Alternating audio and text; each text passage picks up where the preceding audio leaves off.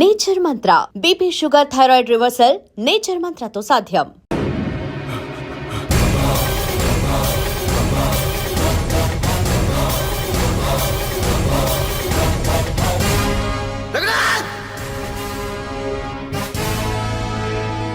ఏంట్రా ఏమైంది?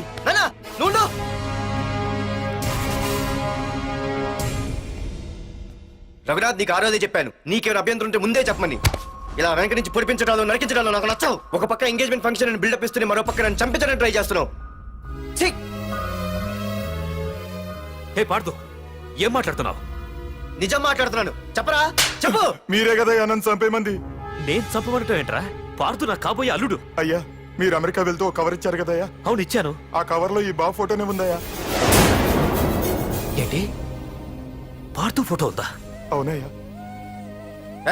మళ్ళీ కొత్త నాటకమా? నాటకం ఏంట్రా నాటకం? నీకు ప్రకాష్ కు గొడవలు ఏమైనా ఉన్నాయా? వాడెవడు? హైదరాబాద్ సిటీ మొత్తాన్ని కను సైకిల్తో శాసించే కింగ్ మేకర్ ప్రకాష్. ప్రతి ఏరియాలోనూ వాడికి బ్రాంచులున్నాయి. ఇక్కడ వాడికి ఏమైనా పనులుంటే నేను చేసి పెడతాను, అక్కడ నాకేమైనా పనులుంటే వాడు చేసి పెడతాడు. మొన్న అమెరికా వెళ్లే హడావిడిలో వాడు పంపిన కవర్లో ఎవరి ఫోటో ఉందో చూడలేదు. ఆ కవర్లో నీ ఫోటో ఉందంటే వాడికి నీకు ఏదో ఉంది. చూడండి, ఆ ప్రకాష్ ఎవడో, వాడి దగ్గరికి నా ఫోటో ఎలా వెళ్ళిందో కూడా నాకు తెలియదు. పార్దు, ప్రకాష్ టార్గెట్ పెట్టాడంటే ఆకలితో ఉన్న సింహం వేటకు బయలుదేరినట్టే. ఇప్పటికే నీ ఫోటో అన్ని ఏరియాలకు వెళ్ళుంటుంది. చూడు పార్దు, ఒక తండ్రి ఎలా ఆలోచిస్తాడో నువ్వు ఆలోచించి ఆ రోజు నా కూతుర్ని ప్రేమించడానికి నా దగ్గర పర్మిషన్ అడిగావు. అలాగే ఈ రోజు ఆలోచించు. చూస్తూ చూస్తూ రేపో మాపో చావబోయేవాడికి నా కూతుర్నిచ్చి దాని జీవితం నాశనం చేయలేను. నా కూతుర్ని మర్చిపో.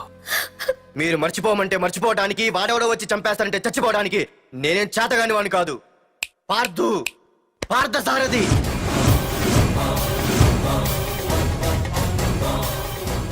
నేను మామూలుగా దేనికి ఫిక్స్ అవ్వను. వన్స్ ఫిక్స్ అయ్యానంటే ఎవ్వడడ్డొచ్చినా డ్రాప్ అవ్వను. నేనే హైదరాబాద్ వెళ్తా, ఆ ప్రకాష్ ఎవడు వాడి సంగతి ఏంటో తేల్చుకుని వస్తా.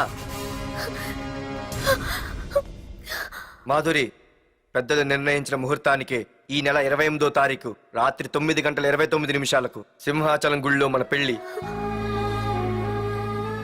ఇందులో ఏ మార్పు ఉండదు.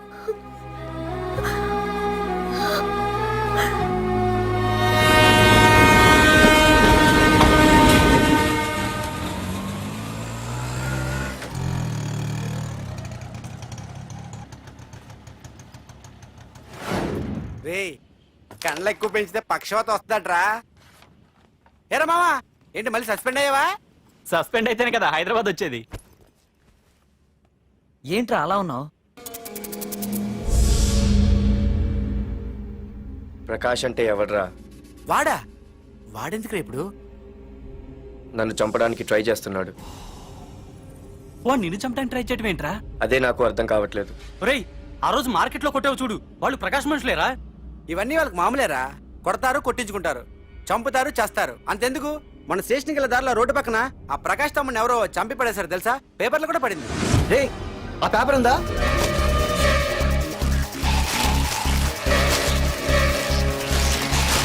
రే విడారా?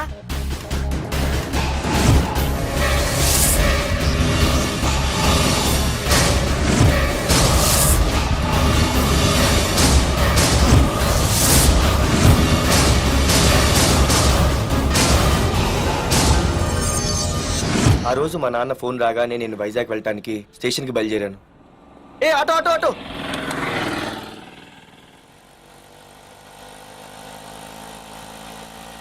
ఈడిని మాత్రం వదలకూడదు. Auto auto. బాబు, రైల్వే స్టేషన్కి వస్తావా? సవారీ ఉంది సార్.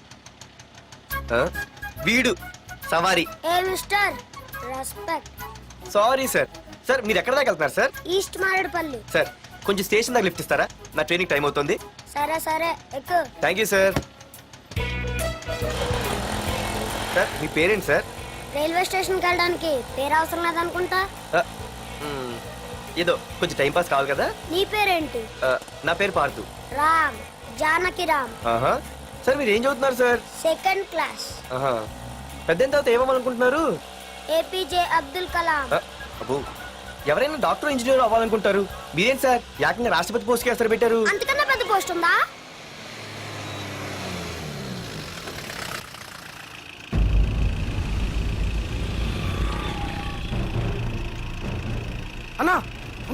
వాడే అన్న ఆ రోజు మార్కెట్లో నన్ను మన వాళ్ళని కొట్టింది. వాడు మన ఏరియాకి వచ్చి మనల్నే కొట్టాడంటే అది మన ఇజ్జత్కే సవాలన్నా. అన్ని వేసేయాలన్నా. అన్నా మిస్ అయిపోతున్నాడన్నా.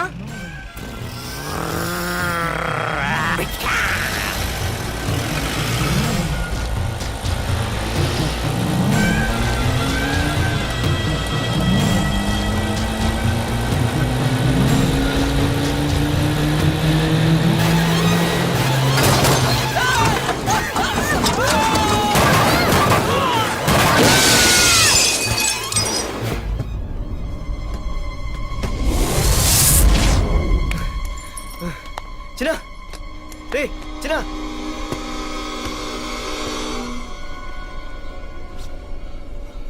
రే చిన్న చిన్న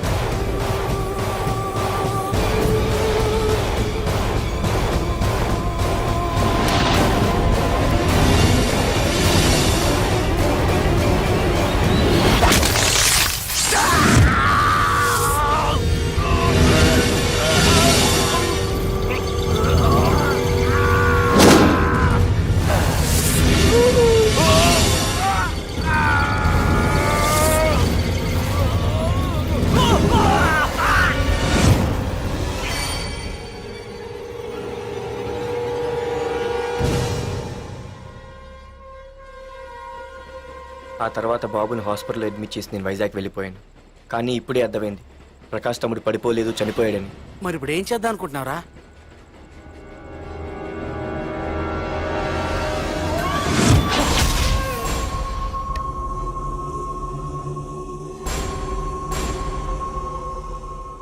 బాగున్నాడు కదరా కుర్రాడు. అవనా చాలా స్మార్ట్గా ఉన్నాడు.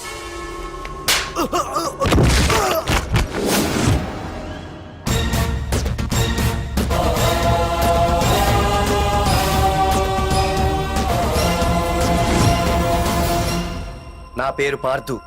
నువ్వు వెతుకుతున్నది, చంపించాలని ట్రై చేస్తున్నది నన్నే. నేను ఈ తమ్ముని కావాలని చంపలేదు, అది అనుకోకుండా జరిగింది. అతను చనిపోయిన విషయం కూడా నాకు ఇప్పుడే తెలిసింది. నన్ను చంపడం వల్ల అతను తిరిగి రాడు కదా. అందుకు నీ మనుషులు నా వెంట పట్టడం, నన్ను చంపాలని ట్రై చేయడం, నేను వాళ్ళని తిరిగి కొట్టడం, ఇవన్నీ నాకు నచ్చవు. నీ తమ్ముడు చనిపోయినందుకు నువ్వెంత బాధపడుతున్నావో పొరపాటున నా చేతిలో ఒకరు చనిపోయినందుకు నేను అంతే బాధపడుతున్నాను. అందుకే ఈ విషయం ఇక్కడితో వదిలేస్తే ఇద్దరికీ మంచిది. అర్థం చేసుకో. అర్థం చేసుకున్నాను. నిన్ను తప్పుగా అర్థం చేసుకున్నాను, చాలా తప్పుగా. నా తమ్ముణ్ణి చంపినవాడు నాకు భయపడి ప్రాణభయంతో ఎక్కడో దాక్కునుంటాడనుకున్నాను. కానీ చంపింది నేనే అని చెప్పే దమ్మునవాడనుకోలేదు. చూస్తా, నీ దమ్మెంటో ఇప్పుడు చూస్తా.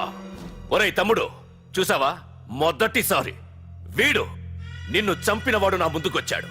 ఈ రోజే వీడిని ముక్కలు ముక్కలుగా నరికి నీ రుణం తీర్చుకుంటా. రేయ్, వేసేయండిరా వాడిని.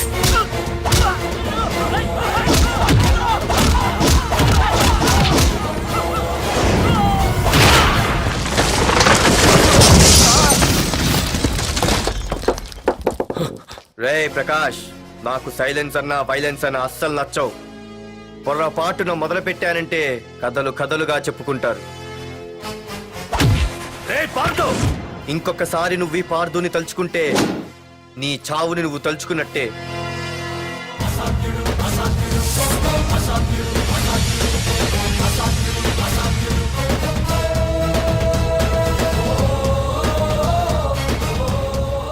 బామ్మ పిడుగు శబ్దం వినాలి కానీ చూడకూడదనేది.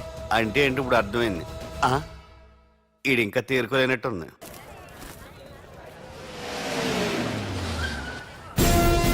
ఎక్కడి నుంచి వస్తున్నావు? నాకు తెలుసు, ప్రకాష్ దగ్గర నుంచి కదూ. తంబు మర్డర్ కేసు ఇన్వెస్టిగేషన్ చేసింది నేనే. అతన్ని నేను కావాలని చంపలేదు సార్. ఒక కుర్రాన్ని కాపాడే ప్రయత్నంలో అలా జరిగింది. తెలిసి చేసినా తెలియక చేసినా తప్పే అని ఫీల్ అయ్యాను. అందుకే ఆ ప్రకాష్ని కలవడానికి వెళ్ళాను. తంబుని చంపటం తప్పు కాదు పార్థు. మర్డర్ చేయడం తప్పు కాదంటున్నాడేంటని ఆశ్చర్యంగా ఉందా? రా బండెక్కు. నాకంతా తెలుసు పార్థు, నీ తప్పేం లేదు. దిగు.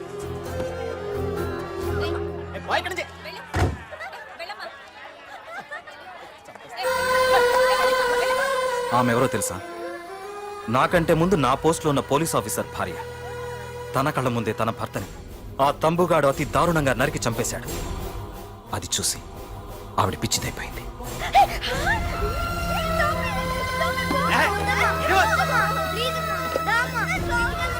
ఆ కుర్రాడు ఆవిడ కొడుకు. చదువుకుంటూ ఆడుకోవాల్సిన వయసులో తన పిచ్చి తల్లిని జాగ్రత్తగా చూసుకోవడానికి రోడ్డున పడ్డాడు. ఆ పెద్దాయన్ని చూడు. 6 సంవత్సరాల క్రితం తన కూతురి పెళ్లి కోసం బట్టలు కొనడానికి కూతురుతో పాటు సిటీకి వచ్చాడు. తంబుగాడు ఆ అమ్మాయిని ఎత్తుకుపోయాడు. ఆ రోజు నుంచి ఈ రోజు వరకు తన కూతురు ఉందో లేదో తెలియకపోయినా ఎప్పటికైనా తిరిగి ఇవ్వకపోతారా అన్న చిన్న ఆశతో ఈ సిటీలో ఉండిపోయాడు. వీళ్లే కాదు పార్థ, ఒక్కసారి అటు చూడు. పశువులు కూడా ఉండలేని ఈ మురికి నీళ్ల పక్కన వీళ్ళు ఎందుకుంటున్నారో తెలుసా?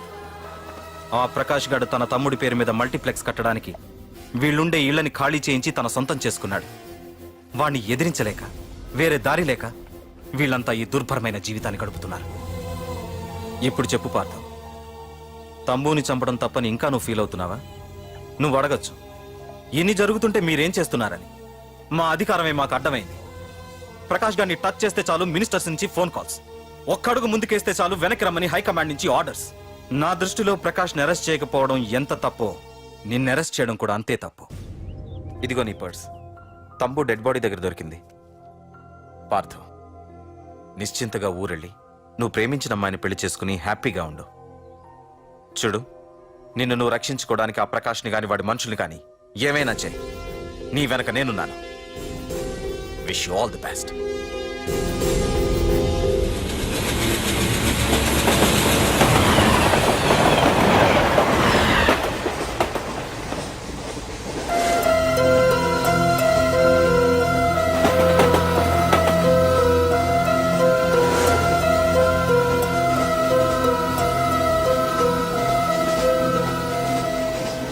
సార్ ఆకలి వస్తుంది సార్, ప్లీజ్ సార్. అమ్మ ఆకలి వస్తుందమ్మా. Sir please sir.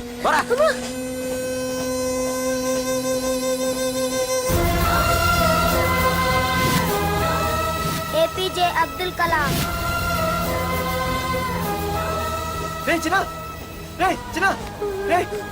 ఏంద్రా నీకు? ఏంటి ఇలా ఉన్నావు? ఏమైందో చెప్పరా? చెప్పు. వాట్?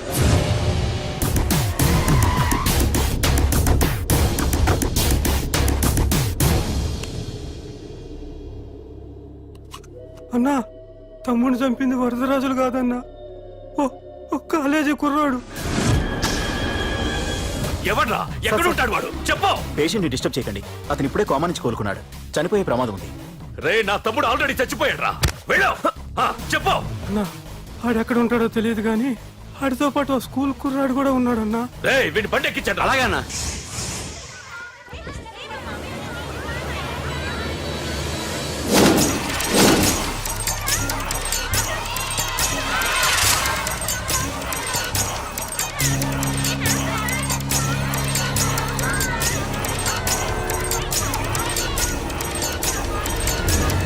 అన్నా, ఆ కుర్రాడన్నా. రే బాబీ ఆగరా. మర్యాదగా చెప్పు. నిజంగా అతను ఎవరు మాకు తెలియదు సార్. తెలియకుండానే వాడితో మీ కొడుకుని స్టేషన్కి పంపించారా? చెప్పు ఏం చేయదు. చెప్పు చెప్పు చెప్పు చెప్పు చెప్పు చెప్పు చెప్పు తెలియకుండానే వాడితో స్టేషన్ పంపించావా అడిగాడంట తెలియకిచ్చాడండి చెప్పు ఏయ్! చెప్పవే చెప్పు చెప్పు ఏయ్!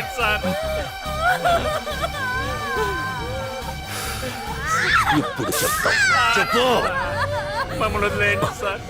చెప్పు చెప్పు తెలీదా చెప్పు చెప్పు ఏయ్! చెప్పు ఏయ్! ఏయ్, చెప్పు ఇప్పటికైనా చెప్పవే వాడు నా చేతిలో చావాలి చెప్పు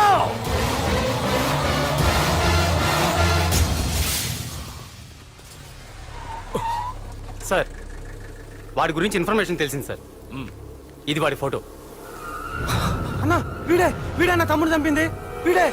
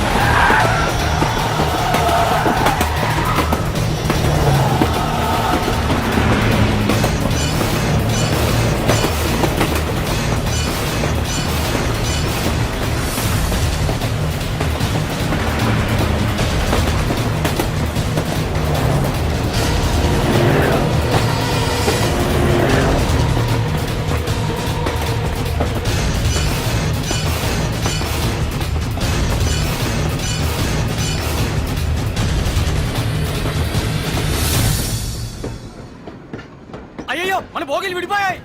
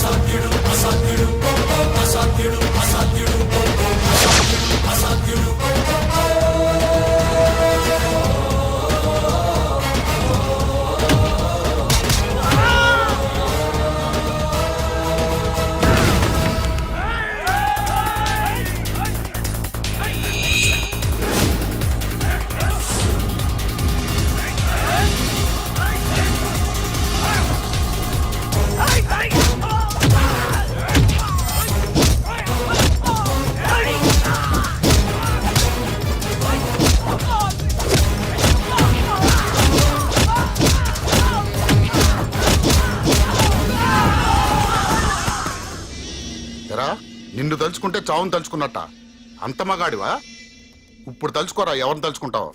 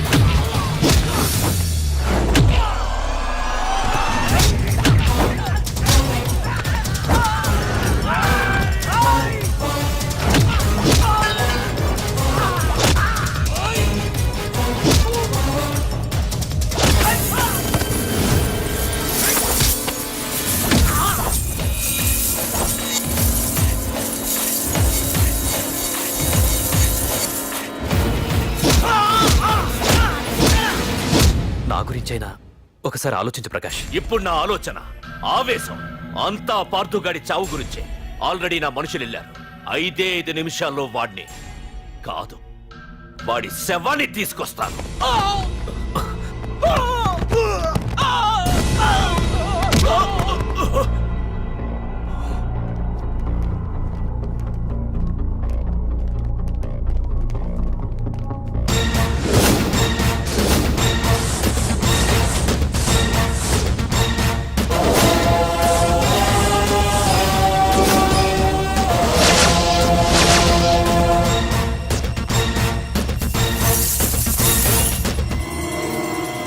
పార్థు, రేయ్, నువ్వు జీవితంలో ఏ తప్పైతే చేయకూడదో అదే చేశావు.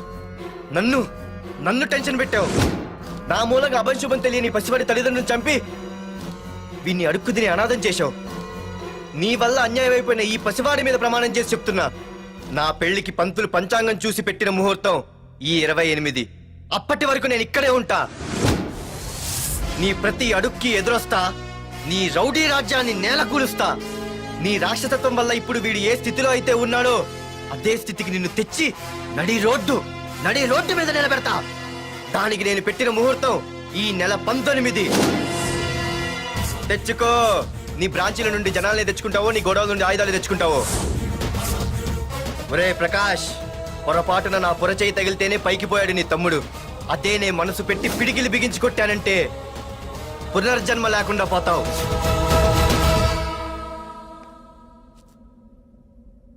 మళ్ళీ చెబుతున్నా, నేను ఒంటరి. నీ మనుషులు 100లైనా 1000లైనా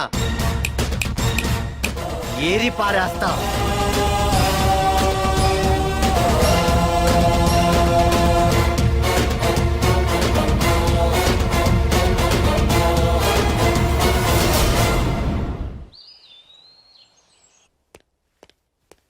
నాన్నా, పార్థు ఏం నాన్నా? నేను ఇంత టెన్షన్ పడుతుంటే నువ్వే మాట్లాడవేంటి? పార్థు తనని నమ్ముకున్న వాళ్ళని టెన్షన్ పెట్టడు, తనతో పెట్టుకున్న వాళ్ళకి టెన్షన్ పెడతాడు.